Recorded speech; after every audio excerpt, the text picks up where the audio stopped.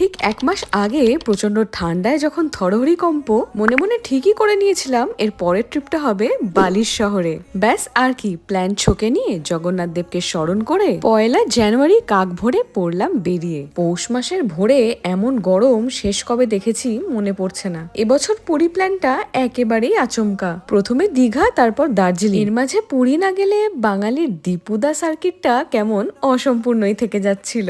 আর তার মাঝে দিনটা ছিল যেহেতু বছরের প্রথম দিন, তাই একটুখানি কেক কেটে সেলিব্রেটও করা হলো। কলকাতা থেকে পাড়ি দিতে হবে প্রায় 500 কিলোমিটার পথ, তাই রাস্তায় খুব বেশি নষ্ট করার মতো সময় আমাদের হাতে ছিল না।